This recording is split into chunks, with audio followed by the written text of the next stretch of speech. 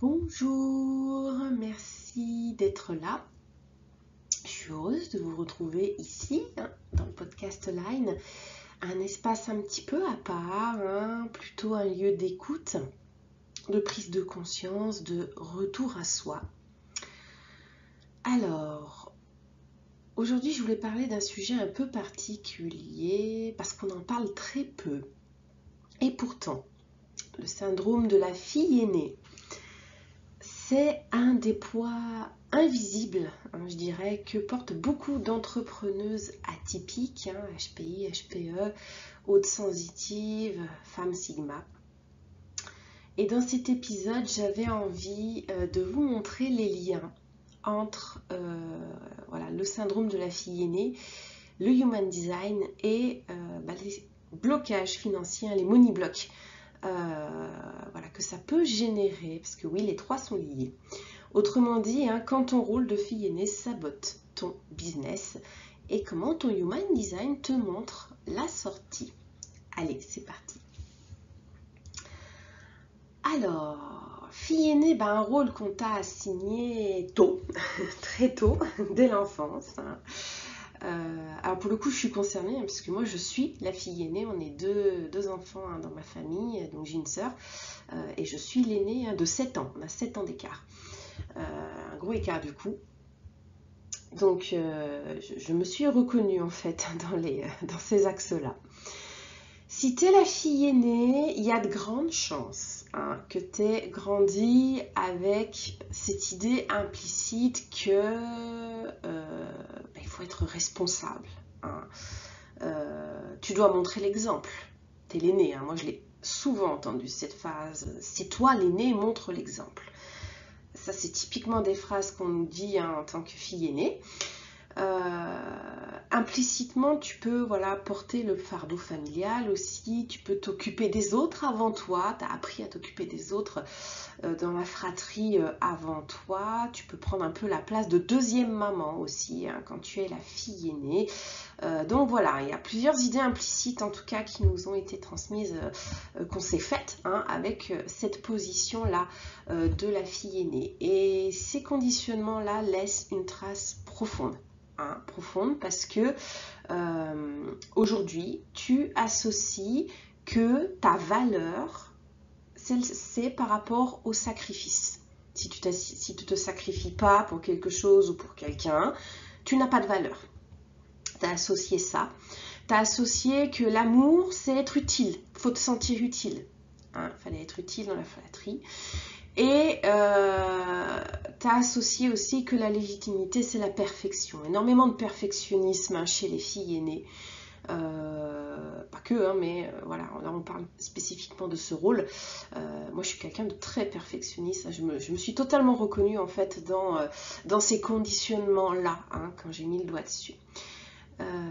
Et dans ton business, comment ça se traduit?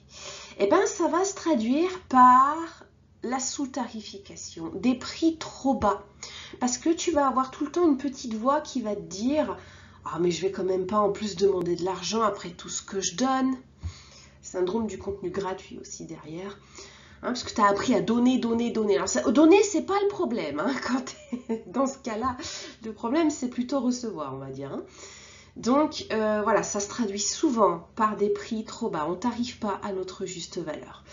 Le syndrome de la sauveuse, également, donc la posture de l'aidante, puisque tu es celle qui aidait les autres, si tu es celle, tu as pu être aussi un petit peu le pilier, quand j'ai parlé de deuxième maman, donc tu es un peu une sauveuse qui vient à la rescousse, tu es un peu le deuxième pilier de la famille, et tu peux te dire, mais si je ne les aide pas, qui le fera? Voilà, donc la posture de l'aidante. J'en ai déjà parlé dans un autre épisode de cette posture-là, la posture de l'aidante. Si tu veux le regarder, l'épisode c'est pourquoi la posture de l'aidante sabote ton business également, puisqu'on est sur un money block aussi avec la posture de l'aidante. On est typiquement dans la sauveuse. Et ça va se traduire aussi par la peur de décevoir ou de prendre trop de place. On n'ose pas briller. On a peur même de briller, parce que briller, ça veut dire peut-être attiser la jalousie, peut-être se faire rejeter, peut-être être seul, peut-être on va plus m'aimer. Voilà, hein.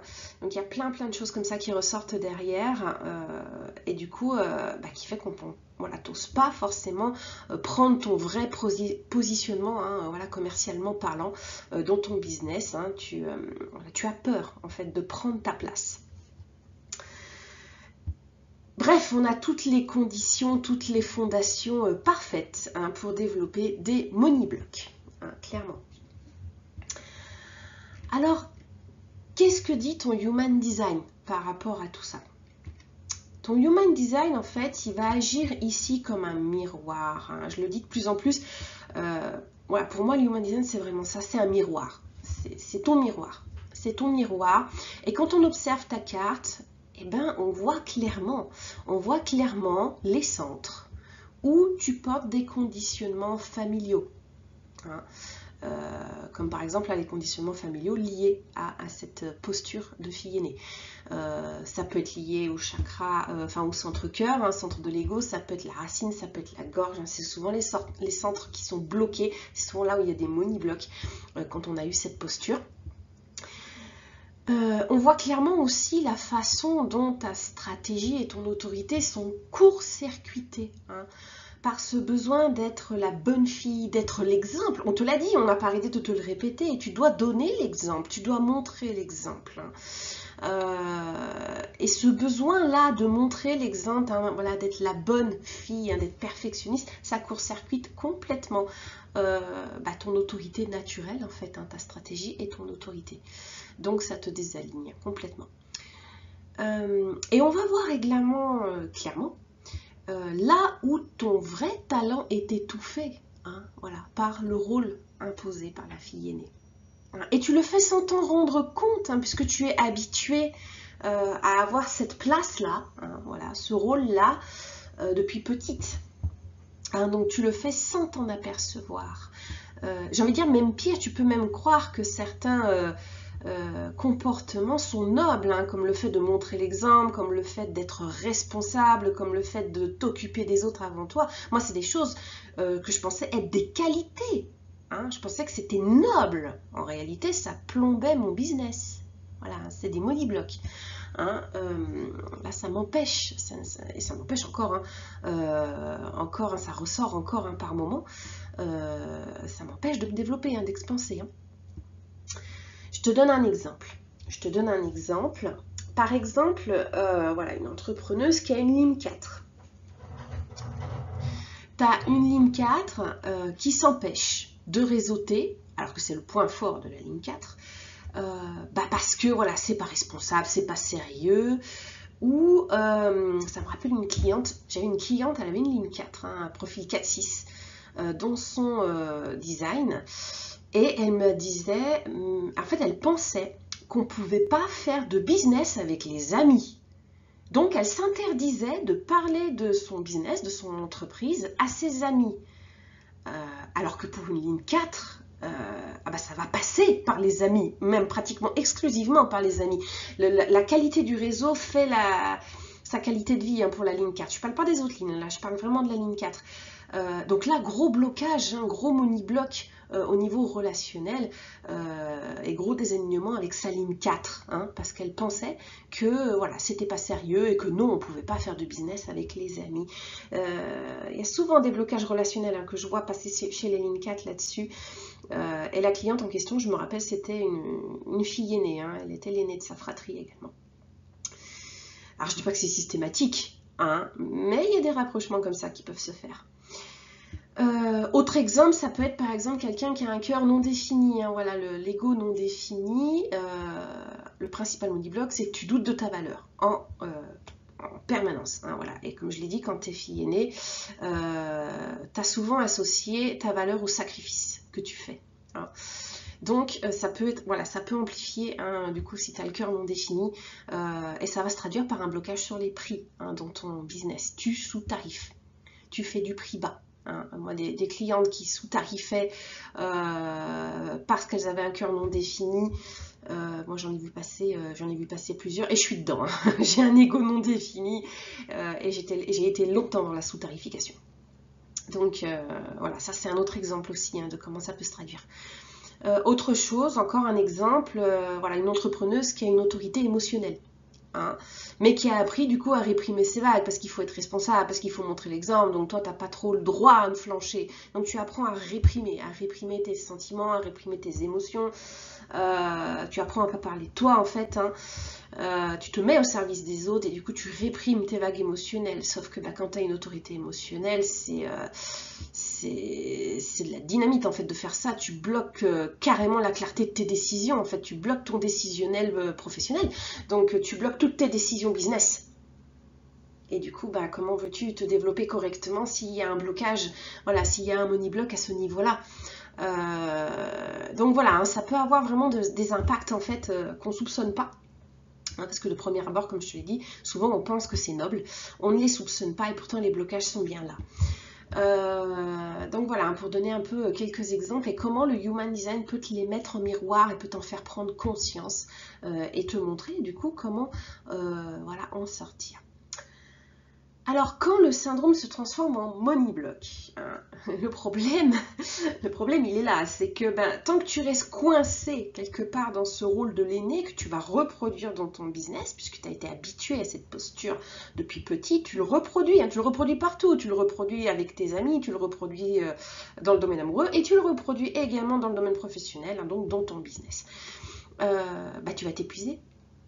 Tu vas t'épuiser à prouver en permanence, tu vas t'interdire de recevoir. Moi j'ai énormément de clientes qui me disent je ne sais pas recevoir. Ben non, tu ne sais pas recevoir, on t'a pas appris à recevoir, on t'a appris à donner quand tu étais fille aînée. Et tu t'auto-sabotes, hein, tu t'auto-sabotes au moment de vendre. Tout ça, ça ressort quand tu poses un prix, quand tu dois parler de ton offre. Donc tu joues petit en fait en permanence, hein, tu te fais petite. Voilà. Tant que tu es dans ces comportements-là, dis-toi que tu rejoues ton rôle de fille aînée dans ton business. Voilà. Et c'est pas une question de stratégie marketing, ni même de volonté, de compétence. Non, on n'est pas à ce niveau-là. On n'est pas à ce niveau-là. C'est un nœud dans ton système nerveux. Je te l'ai dit tout à l'heure. Tu as associé ton système nerveux à associer valeur égale sacrifice, amour égale utilité, légitimité égale perfection. Voilà. Et tant que ton système nerveux il aura ça, hein, tant qu'il y aura ces nœuds-là dans tes systèmes nerveux, ça va coincer. Ça va coincer. Et ça, on peut l'identifier avec le Human Design, avec ta carte Human Design, avec cet effet miroir hein, que te donne ta carte Human Design. On peut l'identifier et on peut les défaire à travers ton Human Design, puisque la magie du Human Design, c'est que ça te montre aussi comment se comporter, hein, les changements de comportement qui peuvent opérer quand on se réaligne. Donc, j'ai envie de dire, quelque part, on pourrait changer le script. Hein, on pourrait réécrire l'histoire, quelque part, réécrire la posture. Et la libération, d'ailleurs, la bascule se fait à ce moment-là, en fait. Hein, quand tu réalises que t'as pas à tout porter toute seule. Hein, que ta valeur, c'est pas relié à ce que tu donnes gratuitement. Moi, c'était un énorme money block que mon Human Design a mis en lumière, mais alors à 7 endroits différents dans la carte. Hein. C'est ce que j'appelle le syndrome du contenu gratuit. Mais c'est ressorti 7 ou 8 fois à plein d'endroits différents. Moi, ça clignotait hein, comme un néon. Voilà, là il était clairement en train de me dire non, là-dessus, c'est pas bon. Là t'as un énorme blocage là-dessus. C'est pas ta vraie nature. C'est pas. Voilà, là, c'est le money block qui parle, hein, clairement. Donc voilà, parce que j'avais mon système nerveux qui avait associé ça, hein, voilà. Ma valeur, c'était par rapport à ce que je donnais, gratuitement. Ton énergie, ton design, tes décisions, juste, hein, sont déjà tes meilleurs alliés, en fait. Hein. Et c'est là, du coup, que tu commences à arrêter hein, ces comportements-là, du coup, à poser des prix justes, plus alignés, qui reflètent beaucoup plus ton travail, hein, ta vraie valeur, et à attirer petit à petit des clients, hein, des clientes prêtes à investir sur elles-mêmes et à créer un business qui va te nourrir vraiment et pas te drainer, hein, pas t'épuiser. Voilà. Et c'est exactement ce qu'on fait hein, dans mes accompagnements. On identifie où ton syndrome de la fille aînée se cache, hein, à quel endroit il va venir te saboter, dans ton business grâce à ton Human Design, à l'effet miroir que va nous apporter ta carte Human Design. Voilà, et comment ça va nourrir tes money blocks, plutôt que la puissance de ton énergie naturelle, pour pouvoir du coup les libérer et créer un business qui respecte ton énergie, qui va dans son sens en fait, qui travaille avec elle et pas contre elle, et pas contre elle. Voilà, donc si tu veux voir clair dans tes blocages et découvrir comment les dépasser, si tu t'es reconnu dans ce descriptif, c'est ce qu'on fait dans mon analyse personnalisée Human Design. Tu retrouves le lien en dessous de l'épisode, voilà, si tu veux aller plus loin à ce niveau-là. Et moi, je te remercie d'avoir écouté l'épisode jusqu'au bout et je te dis à bientôt pour de nouveaux épisodes. Bye bye!